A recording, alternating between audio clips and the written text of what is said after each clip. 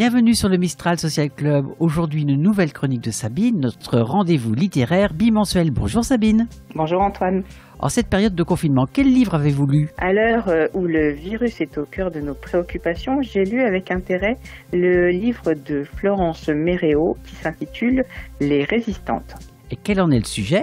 L'auteur dresse le portrait d'une douzaine de femmes qui se battent au quotidien afin de nous assurer une meilleure médecine, des traitements plus sûrs, plus sains. Tout le monde a en mémoire quelques scandales.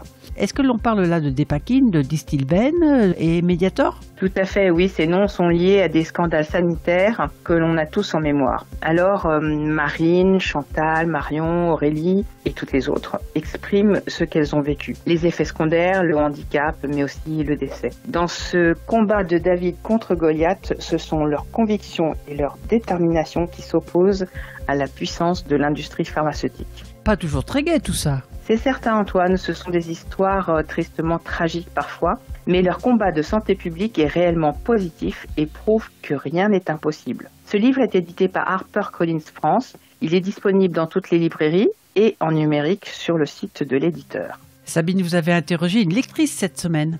Une lectrice et une libraire, puisque Marianne, de la librairie Le Grenier d'Abondance, nous a confié son dernier coup de cœur. On l'écoute. Bonjour Marianne. Bonjour Sabine. Alors, quand lisez-vous actuellement ? Je suis libraire à Salon-de-Provence et comme je suis confinée comme tout le monde et j'ai fermé la librairie selon les directives du gouvernement, là, j'ai toute la journée pour lire. Mais je préfère lire l'après-midi. Le matin, j'ai encore beaucoup de choses à faire pour la librairie. Soit j'y passe, soit je travaille chez moi, je regarde les mails, je m'occupe de l'administratif et je fais un peu de sport. Et puis l'après-midi est dévolu à la lecture. Votre dernier coup de cœur ou votre dernière lecture ? Je lis beaucoup. J'enchaîne les romans, les polars, les BD. Et là, je vais parler du dernier roman que j'ai lu, c'est Le Cerbère blanc de Pierre Raofast, qui est édité chez Stock, qui est déjà sorti, qui est un livre très sympa. Cet auteur, Pierre Raofast, on l'avait reçu à la librairie pour le Fractal des raviolis, qui était un livre très amusant, très construit, très fluide, très rigolo. Et là, on retrouve avec ce roman, qui est un roman assez tragique, mais on retrouve les anecdotes, le goût de Pierre Raofast pour raconter des histoires. On retrouve ça, on va découvrir Mathieu, qui est red dingue d'Amandine, qui va la quitter pour devenir médecin à Paris. C'est un roman sur les choix, sur nos choix, sur l'amour. Bon, alors la fin est assez rocambolesque, mais on se laisse faire avec plaisir. C'est un livre qui est assez happant et qu'on a du mal à lâcher. D'accord, très bien. Eh bien, merci beaucoup Marianne. Merci Sabine. Sabine, quelle initiative littéraire a retenu votre attention cette semaine ?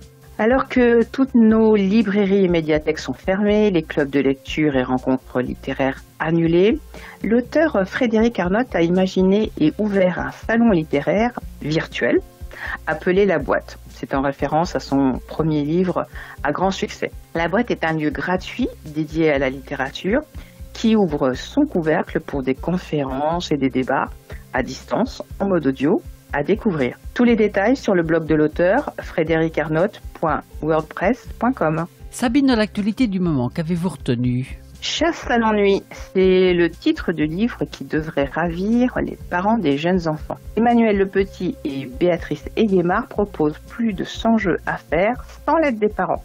Tour de magie, le menteur, bataille navale, message codé, herbier, etc. Et puis, on retrouve aussi la possibilité de faire des déguisements, des bricolages, des recettes de cuisine, des charades. Il y a même un mini-roman palpitant. Ce livre est une boîte à idées, un coffre à trésors pour ne plus jamais s'ennuyer. C'est aux éditions Fleurus.